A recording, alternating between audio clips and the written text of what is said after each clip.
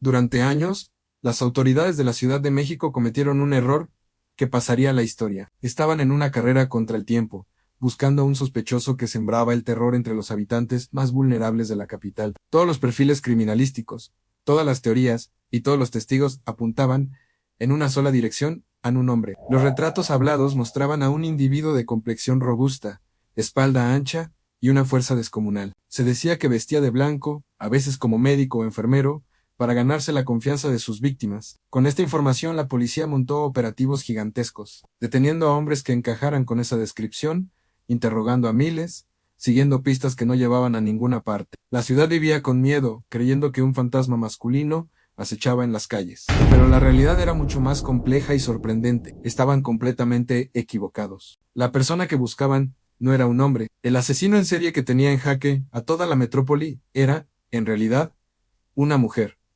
Y no se trataba de una mujer cualquiera. Su verdadera identidad era una figura conocida y hasta admirada en los cuadriláteros de la lucha libre mexicana. La policía buscaba a un hombre fuerte, pero la fuerza que necesitaban encontrar era la de una luchadora profesional. Este giro inesperado no solo cambió el rumbo de la investigación, sino que también desafió todos los prejuicios y estereotipos de la época, demostrando que el mal no tiene género. La clave de su éxito criminal y de la confusión de las autoridades radicaba en su asombrosa capacidad para transformarse. Esta mujer era una auténtica maestra del disfraz, una actriz que interpretaba diferentes papeles según la ocasión. De día, o más bien, bajo los reflectores de la arena, era la dama del silencio. Se ponía su máscara de luchadora, un símbolo de poder y misterio, y era aplaudida por multitudes que coreaban su nombre. En el ring, era una ruda, una villana que canalizaba su fuerza y agresividad para el espectáculo. Nadie podría haber imaginado lo que se ocultaba detrás de ese personaje del Pancracio. Fuera del deporte, su transformación era aún más radical. Dejaba el traje de luchadora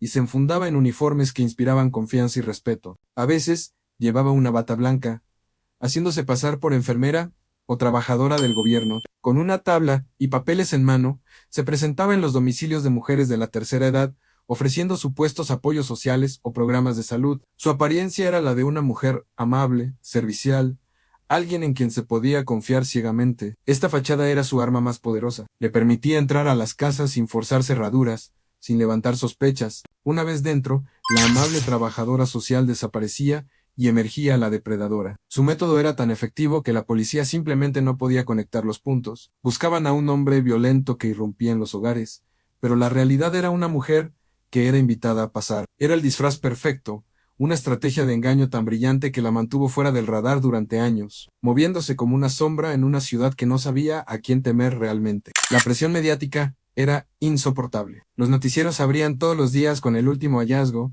con el último retrato hablado del supuesto asesino. El matavijitas, como lo bautizó la prensa, era el tema de conversación en cada esquina. Esta presión social y mediática empujó a la Procuraduría General de Justicia del Distrito Federal a tomar medidas desesperadas. La frustración era palpable. En su afán por obtener resultados, la policía comenzó a cometer graves errores. Se obsesionaron tanto con la idea de que buscaban a un hombre de fuerza inusual, que empezaron a detener a personas inocentes que simplemente encajaban con ese perfil vago y subjetivo. Hombres transexuales y travestis fueron detenidos y presentados ante los medios de comunicación como posibles sospechosos, simplemente por su apariencia física, en un acto de discriminación y desesperación. La confusión en la capital era total. La gente desconfiaba de todos, mientras las autoridades parecían dar palos de ciego. Y mientras todo este caos se desarrollaba, la verdadera responsable continuaba con su vida, casi con normalidad. Caminaba tranquilamente frente a las patrullas, pasaba junto a los policías que la buscaban sin saberlo. Se dice que incluso vendía comida en la calle, cerca de donde cometía sus crímenes. ¿Quién iba a sospechar de esa señora amable, de esa madre de familia, que luchaba por sacar adelante a sus hijos? Nadie. Ella era invisible a los ojos de la ley, protegida por los prejuicios de una sociedad que no podía concebir que una mujer fuera capaz de tal brutalidad. Se había convertido en un fantasma a plena luz del día. Pero como dice el dicho, la suerte no es eterna. Después de años operando con una impunidad casi total, su racha llegó a su fin en enero de 2006. Todo sucedió por una casualidad, un golpe de suerte que finalmente inclinó la balanza a favor de la justicia. Ese día, fue vista saliendo de manera apresurada de un domicilio en la colonia Moctezuma. Su comportamiento nervioso y la rapidez con la que se alejaba del lugar llamaron la atención de un inquilino del edificio. Este testigo, a diferencia de otros, decidió actuar, vio una patrulla que circulaba por la zona y no dudó en alertarla. Los oficiales reaccionaron de inmediato y lograron interceptarla a solo unos metros de distancia. Al principio ella negó todo, mantuvo su papel de ciudadana inocente, pero las pruebas estaban en su contra. La llevaron a la agencia del Ministerio Público para tomarle su declaración y, como parte del protocolo, sus huellas dactilares fueron registradas.